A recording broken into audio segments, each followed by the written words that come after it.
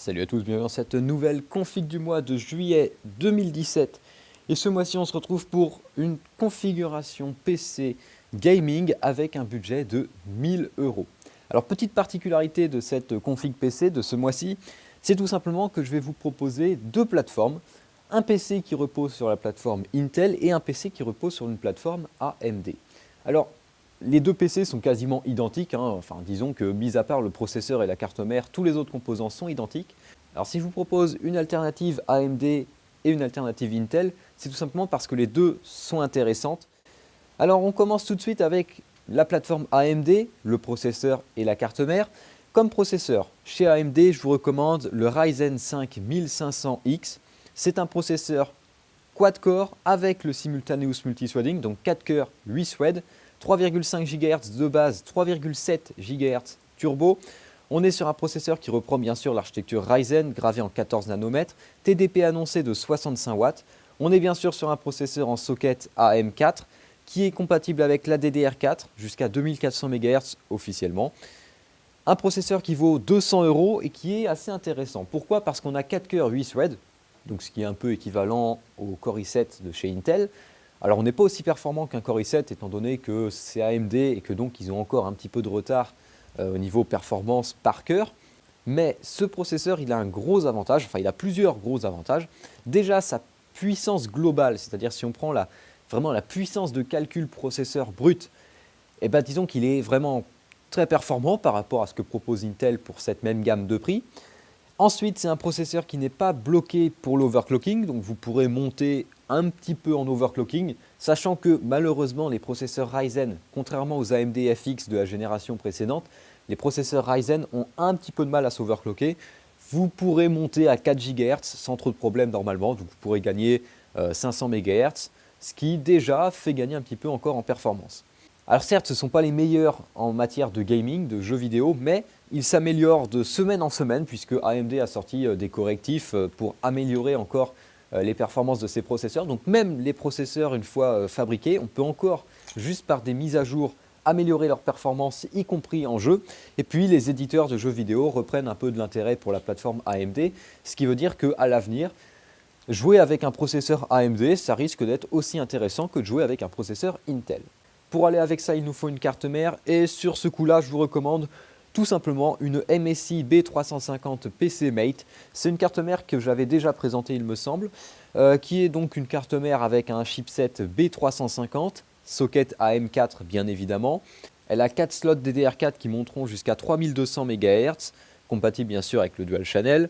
On a tout ce qu'il faut bien sûr en connecteur d'extension, etc. PCI Express 3.0 16X, PCI Express 2.0 16X câblé en 4X, 2 PCI Express 1X, on a une compatibilité Crossfire, pas de compatibilité SLI sur cette carte mère puisque le chipset B350 n'est pas compatible avec le SLI, mais en revanche il l'est avec le Crossfire. On a un chipset audio qui est un ALC 992 qui n'est pas forcément le meilleur chipset son qui existe, mais c'est déjà quand même pas mal, hein. Il y a eu pas mal d'efforts qui ont été faits depuis quelques années, donc même si c'est un chipset qui date un peu, il reste très efficace. On a bien sûr une puce réseau Gigabit Ethernet de chez Realtek, 4 SATA 6 Gb seconde, un port M2 qui est câblé en PCI Express 3.0 4X et en SATA 6 Gb seconde. Et c'est une carte mère qui embarque vraiment tout l'équipement nécessaire pour un bon PC. Et surtout, l'avantage de cette carte mère, c'est son tarif. On est à environ 115 euros, même parfois moins de 115 euros, ce qui en fait une carte mère assez abordable, tout en étant très complète et bien finie. Et voilà, c'est quand même une bonne carte mère. Maintenant, si vous êtes plutôt fan de Intel, alors quel est l'intérêt de partir sur une plateforme Intel? Déjà, les processeurs Intel sont généralement plus optimisés pour les jeux, donc vous aurez des performances qui seront parfois un petit peu meilleures en jeu parce que le processeur, étant donné que c'est du Intel, aura, on va dire, une meilleure compatibilité avec le jeu, donc ça sera plus efficace. Le problème, c'est quoi chez Intel? Ce sont les tarifs, puisque si on veut rester dans le budget de 1000 euros, et encore, même avec la plateforme Intel, on dépasse un petit peu ce budget, il faut partir sur un Core i5 7500. C'est un Core i5 de dernière génération, architecture Kaby Lake, socket 1151 bien sûr, 14 nanomètres comme toujours. On a un processeur qui a une fréquence de base de 3,4 GHz avec un turbo à 3,8. C'est un quad-core sans l'hyper-threading, donc 4 cœurs, 4 threads. On a une Intel HD graphique 630 comme chipset graphique intégré. Et le processeur est donné avec un TDP de 65 watts, soit le même TDP que le processeur de chez AMD. Maintenant, avec ça, il nous faut une carte mère. Alors, on va rester dans la même gamme de prix que chez AMD, qu'avec la plateforme AMD. Et on va rester même avec une carte mère quasiment identique, qui est la MSI B250 PC Mate. Alors oui, ce sont quasiment les mêmes cartes mères. Celle-ci utilise le chipset B250 de chez Intel, socket 1151 bien évidemment. On retrouve les 4 slots de DDR4 qui monteront jusqu'à 2400 MHz avec cette carte mère puisque le processeur est bridé à 2400 et qu'il n'y a pas de possibilité d'overclocking étant donné qu'on est chez Intel, contrairement à AMD. On a une carte mère qui embarque un port PCI Express 3.0 16X câblé en 4X et un vrai port PCI Express 3.0 16X sur lequel je vous conseille de mettre votre carte graphique. On a également 3 ports PCI Express 1X et un port PCI. La carte est compatible Crossfire X, toujours pas de SLI puisque, encore une fois, chipset B250 oblige, on n'a pas la compatibilité SLI. Sinon, la carte est assez proche au niveau design, niveau équipement. On retrouve 6 SATA 6 Gb seconde ainsi qu'un port M2, enfin 2 ports M2 câblés en PCI Express 3.0 4X et SATA 6 Gb seconde. On a toujours du gigabit Ethernet et un chipset son 8 canaux comme chez la B350 PC Mate, donc pour la plateforme AMD. C'est une carte mère qui coûte environ 115-116 euros. Bon, généralement, on la trouve entre 115 et 120 euros. Elle est un poil plus chère généralement que celle de chez AMD. Voilà pour les deux plateformes, d'un côté Intel, d'un côté AMD. À vous de faire votre choix en fonction de qu'est-ce qu'il vous plaît le plus. Je sais qu'il y en a qui sont des fans Intel et qui ne changeraient jamais pour Intel. Vous pouvez toujours partir sur la plateforme Intel. Elle coûtera un petit peu plus cher et vous aurez des performances brutes un petit peu plus faibles, enfin performance globale, totale, un petit peu plus faible, peut-être un petit peu meilleur en jeu. Ou alors, si vous osez passer le pas, vous pourrez partir chez AMD qui offre des performances supérieures, peut-être un peu moins de FPS en jeu, vous perdrez quelques FPS parce que c'est du AMD, c'est un peu moins optimisé, mais vous avez une plateforme qui est plus à jour, plus récente, qui évoluera peut-être mieux dans le temps, enfin bon, c'est à vous de voir. Maintenant, le reste de la config, puisqu'il nous faut bien sûr pas qu'une carte mère et qu'un CPU, et on continue donc avec la RAM. Pour la RAM, on peut utiliser le même kit de RAM aussi bien chez Intel que chez AMD, et le problème c'est que les prix de la RAM sont toujours aussi élevés, ça n'a pas vraiment tendance à diminuer. Donc on peut partir sur un kit comme par exemple de la Corsair Vengeance LPX en 2 x 4 Go DDR4 2400 MHz qu'à latency 14. C'est de la mémoire qui reprend, on va dire, le thème au niveau couleur de la carte mère, enfin des cartes mères. On reste sur du noir, donc ça s'accordera bien. 2 x 4 Go, donc un total de 8. On va dire que c'est suffisant pour un PC gaming à 1000 euros, sachant que ça sera une bonne idée de passer éventuellement à 16 Go si vous constatez que que vous commencez à arriver un petit peu en limite. Ça pourrait être une bonne upgrade de rajouter 8 Go de mémoire. Le prix, on est environ à 80 euros pour 2 x 4 Go, donc les prix n'ont vraiment pas diminué. Il y a une période où on trouvait ce genre de kit pour 60 euros, là on est rendu à 80, donc les prix sont toujours aussi élevés et ça n'a pas encore tendance à diminuer. Je poursuis ensuite avec la carte graphique. Alors, pour une configuration gaming à 1000 euros, la carte graphique que je vous recommande, c'est la GTX 1060 de chez Nvidia. Ça, il n'y a pas trop le choix. La version que je vous recommande, ça serait la MSI Armor GTX 1060 6 Go. C'est une carte graphique qui s'accordera encore une fois avec le thème de la carte mère, de la RAM. Donc on reste sur du noir avec cette fois-ci quelques touches de blanc. La GTX 1060 Armor, on a une fréquence qui est de 1544 MHz de base et 1759 MHz turbo pour le GPU.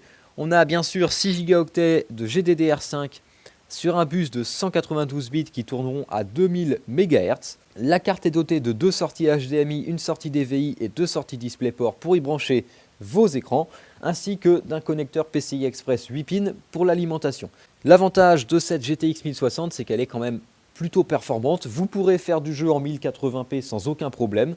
Éventuellement même envisager le 1440. Alors ça ne sera pas forcément du 1440 à 60 fps constant, parfait sur tous les jeux. Il faudra peut-être parfois diminuer un peu les options, mais vous pourrez faire du jeu en 1440, on va dire sereinement. Le 1080p, aucun problème, c'est une carte qui tiendra les 60 fps constants en 1080. Vous pourrez même envisager du 120 Hz, un écran 120 Hz. En 1080p, la carte sera capable de le faire, pas forcément sur tous les jeux, mais en tout cas sur certains jeux.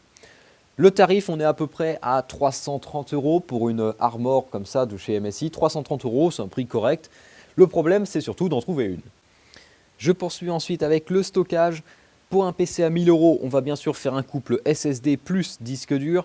En SSD, je vous recommande le Samsung 850 EVO, version 250 Go.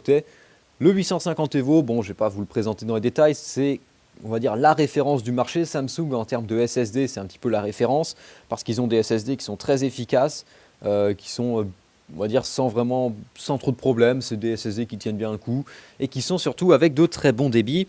Celui-ci est donné pour 540 mégaoctets secondes en lecture, 520 mégaoctets secondes en écriture. C'est un SSD voilà, qui est très efficace, Samsung, hein. Je ne vais pas le présenter plus en détail. On est bien sûr sur un format 2,5 pouces en SATA 6 Gbps seconde. C'est un SSD qu'on trouve pour environ 100-105 €. C'est un petit peu cher, c'est plus cher que certaines autres références, mais l'avantage c'est que vous avez sûrement le meilleur SSD en 2,5 pouces pour 250 Go de stockage. Je poursuis ensuite avec le disque dur. Alors le disque dur, bon, on va pas s'attarder, hein. Comme d'habitude, un Seagate Barracuda de 1 Teraoctet, il n'y a pas vraiment de concurrence en ce moment. Le Barracuda 1 Teraoctet, on le trouve pour environ 50-55 €, donc ça fait pas si cher que ça pour 1 Teraoctet. SATA 6 Gbps seconde bien sûr, disque dur 3,5 pouces, 7200 tours minute. C'est voilà, un disque dur, le Barracuda, je le présente plus, je le mets quasiment dans toutes les configs du mois. Sachant que après ça, c'est à ajuster en fonction de vos besoins. Si vous avez déjà des disques durs, n'hésitez pas à les réutiliser. Et si vous avez besoin de plus de stockage, vous pouvez partir sur du disque dur de 2 Teraoctets, 3 Teraoctets, 4 Teraoctets. Enfin voilà ce qui vous convient. On poursuit ensuite avec l'alimentation. Alors pour une config comme ça, il faut prévoir au moins 500 watts. Parce qu'on a un processeur qui consomme pas tant que ça, la carte graphique est également, on va dire, assez économe. Donc 500 watts, ça sera largement suffisant. C'est pour ça qu'on ne va pas s'embêter, autant partir sur une Cooler Master Watt Lite 500, qui est une alimentation de 500 watts, certifiée 80+. Voilà, c'est une bonne alimentation équipée d'un ventilateur de 120 mm. Alors certes, on n'a pas de ventilateur qui s'arrête, on n'a pas des câbles modulaires, on n'a pas forcément une certification 80+ Gold ou supérieure. C'est une alimentation basique, mais qui fait très bien le boulot. Et pour une cinquantaine d'euros, c'est une très bonne alimentation. Et enfin, je termine avec le boîtier. Alors on reste chez Cooler Master, hein, décidément, on reste que sur un nombre réduit de marques aujourd'hui. Cooler Master, donc toujours eux, avec le Master Box Lite 5, boîtier que j'avais déjà présenté parce que, encore une fois, c'est un très bon boîtier. Alors certes, ce n'est pas un boîtier qui est très cher, il vaut environ 50 €, mais pour 50 €, eh ben, finalement, on a tout ce qu'il faut. Pas besoin d'aller chercher beaucoup plus. On a un boîtier qui accueille les cartes mères au format ATX, hein, jusqu'à ATX, micro ATX et mini ATX, comme d'habitude. On a deux emplacements 3,5 pouces pour les disques durs qui font également SSD si besoin, ainsi qu'un emplacement 2,5 pouces exprès pour y mettre un SSD. On a la possibilité de mettre 3 ventilateurs à l'avant avec une façade qui est, on va dire, un peu fumée, opaque, semi-transparente, donc qui sera assez sympa, surtout si vous mettez des ventilateurs rétroéclairés à l'arrière, enfin, avec des LED, etc. Bon, on ne va pas rentrer dans le débat du RGB de tous les côtés. Le boîtier accepte les alimentations au format ATX jusqu'à 18 cm de long et les ventirades jusqu'à 16 cm de haut, ainsi que les cartes graphiques d'ailleurs jusqu'à 40 cm de long, donc ce qui laisse de la marge, vous pourrez rentrer quasiment n'importe quelle carte graphique. On a également de l'USB 3.0 en façade, deux ports USB 3.0 en façade, ainsi que le reset et le power comme d'habitude, et les jacks pour l'audio. Donc voilà, c'est un boîtier qui est assez classique. On a une compatibilité water cooling également si besoin. Water cooling aussi bien en 120, 140, 240, voire 360 mm pour la façade et 120 mm à l'arrière. Voilà, c'est un boîtier assez complet. Pour 50 €, vous avez un très bon boîtier. Si vous n'êtes pas fan de ce Cooler Master, sachez qu'il existe des alternatives, notamment chez Zalman avec le Z3, il me semble, qui vaut le même prix et qui est dans un style un petit peu différent. Après, c'est à vous de voir ce que vous préférez. Voilà pour cette config du mois. Alors au total, pour les tarifs, on se retrouve à 990 € pour la plateforme AMD, donc un tout petit peu moins de 1000 €. Et on est à 1030 € pour la plateforme Intel. Donc on est un petit peu au-dessus, il y a 40 € de différence. Ces 40 €, ils viennent du processeur puisque le Core i5 est 40 € plus cher que le Ryzen. Maintenant, quelle plateforme vous conseillez? Si vous faites que du gaming pur et que vous êtes un, on va dire, fan d'Intel parce que voilà, vous avez Intel et vous trouvez qu'il n'y a que Intel de bien, partez sur la plateforme Intel, vous payerez un petit peu plus cher, mais au moins, on va dire que vous n'aurez pas de doute, vous êtes sur du Intel, vous êtes content, ça tournera bien, aucun problème, rien. Si vous êtes un petit peu plus aventurier, vous pourrez partir sur la plateforme AMD. Alors non pas qu'elle est mauvaise, qu'il va y avoir des bugs, des problèmes, au contraire c'est une très bonne plateforme. Elle est également plus performante. La différence c'est que en jeu, vous perdrez peut-être quelques FPS par-ci par-là. Pourquoi? Parce que, comme je l'ai dit un peu avant, les jeux ne sont pas forcément très optimisés pour AMD. Alors ça vient, ça, au fur et à mesure ça change un petit peu, mais effectivement les jeux sont plus optimisés Intel. Maintenant n'oubliez pas que la plateforme AMD est quand même plus performante. Elle est au moins 30% plus performante en dehors des jeux, donc en performance brute. Ce qui veut dire que si vous faites avec votre PC du montage vidéo, de l'encodage, de la création 3D, du dessin, je ne sais pas quoi, enfin tout ce qui peut être envisageable autre que le gaming finalement, eh bien la plateforme AMD sera plus performante et vous pourrez là par contre gagner. Un dernier petit mot, ça concerne les systèmes de refroidissement pour le processeur, ou les processeurs, parce qu'on en a deux dans notre cas. Donc les systèmes de refroidissement, je ne vous en ai pas mis dans la config, tout simplement parce que si vous partez sur le processeur AMD, AMD fournit un ventirad qui est assez correct, qui n'est pas le plus, c'est pas le meilleur c'est sûr, mais il n'est pas non plus mauvais. Le ventirad fourni par AMD sera largement capable de refroidir le processeur. Alors peut-être que vous ne pourrez pas faire d'overclocking, hein, ça, bon, overclocker avec le ventirad d'origine, de toute façon, c'est jamais une bonne idée. Donc l'overclocking, il faudra passer par un nouveau ventirad, mais si vous restez aux fréquences de base, si vous restez voilà, avec tous les réglages de base, le ventirad fourni par AMD sera suffisant. Il est de bonne qualité, il est assez, on va dire, entre guillemets, beau, hein, il ne fait pas tache dans le PC, et il sera généralement assez silencieux également. Chez Intel, Intel fournit également un ventirad, hein, ça il est un peu plus connu chez Intel, et bon, lui par contre il est un peu plus mauvais. Bon, le Core i5 chauffe pas beaucoup, donc ça va, c'est des processeurs qui n'ont pas tendance à chauffer. Comme il n'est pas overclockable, de toute façon la question ne se pose même pas, et éventuellement vous pourrez le garder. Le problème c'est qu'il risque de s'avérer un peu bruyant, notamment en jeu, pendant des charges prolongées, si vous jouez pendant peut-être 1 heure et demie, là vous risquez à la fin de l'entendre un peu. Bon, généralement après quand on joue on a un casque donc on l'entend moins, évidemment, ça cache un peu le bruit. Mais ça pourrait être une bonne idée de remplacer les systèmes de refroidissement si besoin avec des ventirades custom. Pas besoin d'investir des dizaines ou des centaines d'euros, hein. Un ventirad à 30 € est largement suffisant et largement plus efficace que celui fourni par Intel ou même celui fourni par AMD. C'est tout ce que j'ai à dire. Si vous avez des questions, comme d'habitude, posez-les en commentaire. Et sur ce, je vous dis salut à tous et à la prochaine.